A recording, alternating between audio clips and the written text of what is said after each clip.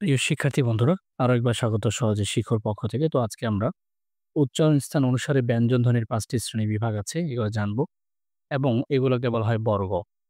তো ১ম ধ্বনির নাম হচ্ছে কি? ১ম ধ্বনির নাম অনুসারে সেই বর্গের নামকরণ করা হয়। তো যেমন ক থেকে ঙ, এটা হচ্ছে ক বর্গ। চ থেকে ঞ, চ বর্গ।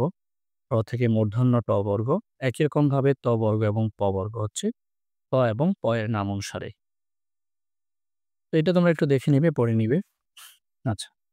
এবার ব্যঞ্জন ধ্বনির উচ্চারণ স্থান এবং বৈশিষ্ট্য। তো ক, খ, গ, ঘ, ঙ এগুলো প্রত্যেকটি উচ্চারণ করার জন্য আমাদের কণ্ঠের প্রয়োজন হয়। তাই এদেরকে বলা হয় কণ্ঠ বা জিহ্বামূলীয়। আ আচ্ছা, জিহ্বামূলীয়, হ্যাঁ? জিহ্বামূলীয় ধ্বনি এই যে এখান থেকে উচ্চারিত হয়। তো এরপর এখন লক্ষ্য করো যে চ থেকে তালব্য শ পর্যন্ত এগুলো হচ্ছে কি তালব্য ধ্বনি, এগুলো তালু থেকে উচ্চারিত হয়। এরপর হচ্ছে এগুলো হচ্ছে মূর্ধন্য ধ্বনি, মূর্ধা থেকে উচ্চারিত হয়। আচ্ছা, এরপর হচ্ছে কি? তো মূর্ধন্য-এর উচ্চারণ স্থান, এটি হচ্ছে মূর্ধন্য-এর উচ্চারণ স্থান। এইটা হচ্ছে মূর্ধা। ঠিক আছে? তো তোমাদেরকে যতই ছবি দেখাই না কেন, তোমাদেরকে এগুলো দিন শেষে পড়া লাগবে, মুখস্থ করা লাগবেই। তারপর যতটুক না দেখাইলেই নয়, ততটুকু আমি চেষ্টা করছি তোমাদেরকে দেখানোর। আচ্ছা, তো এরপরে এখন আসো। কি বলছে যে দাঁত বা দন্ত ত, থ, দ, ধ তুমি দেখো যেগুলো দাঁতের স্পর্শ লাগছে, এগুলোর জন্য দন্তধ্বনি। এরপর হচ্ছে এগুলো কি ঠোঁট এবং ওষ্ঠধ্বনি। প, ফ, ব এগুলাতে ঠোঁটের প্রয়োজন হয়, তাই এগুলোকে ওষ্ঠধ্বনি বলা হয়। আচ্ছা, খুবই গুরুত্বপূর্ণ। এবার দেখো কণ্ঠধ্বনি কাকে বলে? যেসব ধ্বনি উচ্চারণের স্থান কণ্ঠনালীর উপরিভাগ বা জিহ্বার গোড়া, তাদেরকে কণ্ঠধ্বনি বলে। যেমন অ, আ, ক, খ, গ মস্ত করতে হবে। তালব্য ধ্বনি যেসব ধ্বনি উচ্চারণের সময় তালু স্পর্শ হয় না, তাদেরকে তালব্য ধ্বনি বলে। মূর্ধধ্বনি কোনগুলো? মূর্ধা স্পর্শ হয়, তাদেরকে মূর্ধন্য ধ্বনি বলে। উদাহরণ আসবে পরীক্ষায়, নিচের কোনটি মূর্ধন্য ধ্বনি বা মূর্ধা স্পর্শ করে কোনটা? প্রিয় শিক্ষার্থী বন্ধুরা, তো যেটা বলছিলাম আমরা যে তালু থেকে তালব্য ধ্বনি, মূর্ধা থেকে মূর্ধন্য ধ্বনি, মূর্ধাটা আমরা দেখিয়েছি। আ দাঁতের দন্তমূল থেকে দন্তধ্বনি। আচ্ছা। আর ওষ্ঠ মানে বলছি যে ঠোঁট, যেসব ধ্বনি উচ্চারণ স্থান ওষ্ঠ, তাদের ওষ্ঠধ্বনি বলে, যেমন এগুলা। আর নাসিক্য ধ্বনি হচ্ছে কোনগুলা? যেমন ও, ই, নাকে বাজে, মূর্ধন্য, দন্তন, ম এগুলো হচ্ছে অনুনাসিক ধ্বনি। ঠিক আছে? নাসিক্য ধ্বনি। দন্তন্য দন্তধ্বনিও এবং নাসিক্য ধ্বনিও। অঘোষ ধ্বনি কি? খুবই গুরুত্বপূর্ণ। অঘোষ ধ্বনি হচ্ছে যে প্রত্যেক বর্গের, আমরা একটু আগে শিখেছি যে ক, খ, গ, ঘ, ঙ। তো এটা একটা কি? এটা ক বর্গ। বলছে প্রত্যেক বর্গের ১ম ২ টি ধ্বনি এবং তালব্য-শ, দন্ত-স এগুলোকে উচ্চারণকালে আঘাতজনিত ঘোষ বা শব্দ সৃষ্টি হয় না। এ কারণে এগুলোকে অঘোষ ধ্বনি বলে। এদেরকে শ্বাসধ্বনিও বলা হয়। আচ্ছা, তো এখন আসো। তো এখানে আমরা কি দেখতে পাচ্ছি? ১ম ২ টা যেমন কি ক আর খ। তাহলে এগুলো হচ্ছে কি? অঘোষ ধ্বনি এবং পরের ৩ টা হচ্ছে দেখো বর্গের।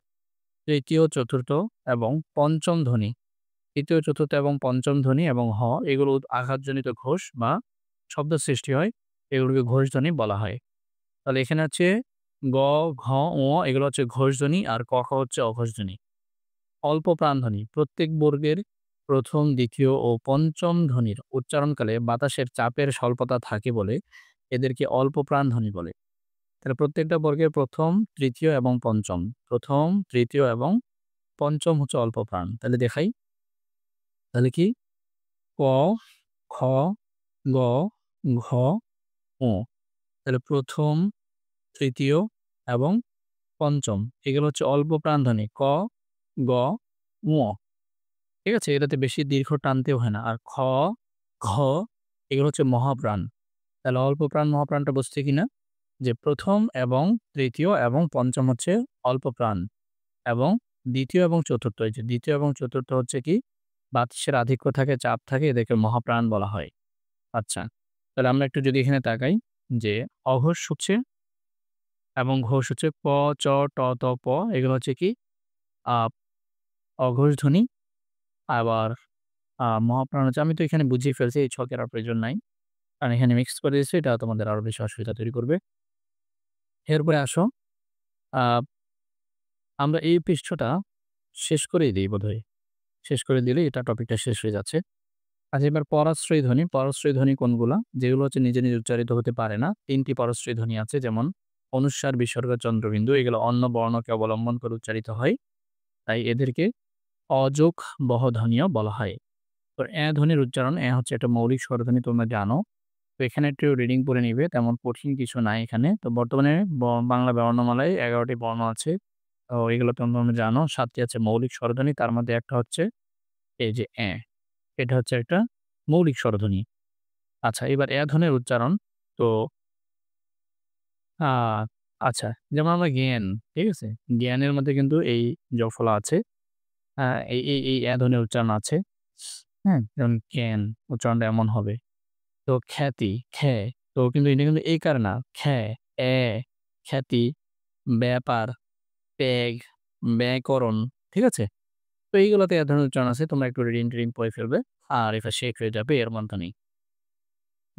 আমরা বিস্তারিত এমসিকিউ এরপরে হচ্ছে তোমার ওই কি যেন বলে এই যে এগুলার আ ভিডিও নিয়ে আসবো। তাই এখানে তেমন কিছু বললাম না। তারপর দেখাই ব্যঞ্জন বর্ণের সংখ্যা কয়টি? ব্যঞ্জন বর্ণের সংখ্যা ৩৯ টি। নিচের কোন বর্ণগুলো কণ্ঠধ্বনির উদাহরণ? তো কণ্ঠধ্বনি কোনগুলা? ক বর্গের গুলা কণ্ঠধ্বনি। তাহলে অ, আ, ক, খ এগুলো হচ্ছে কণ্ঠধ্বনি। ঠিক আছে? তো আমরা এই বিষয়ে আরো বিস্তারিত ভিডিও আসবে। তো প্রিয় শিক্ষার্থী বন্ধুরা, আজকের মতো এ পর্যন্তই। দেখা হবে পরবর্তী ভিডিওতে। আর পরবর্তী ভিডিওতে আমরা সন্ধি নিয়ে আলোচনা করব। আল্লাহ তোমাদের ভালো রাখুন। আসসালামু আলাইকুম।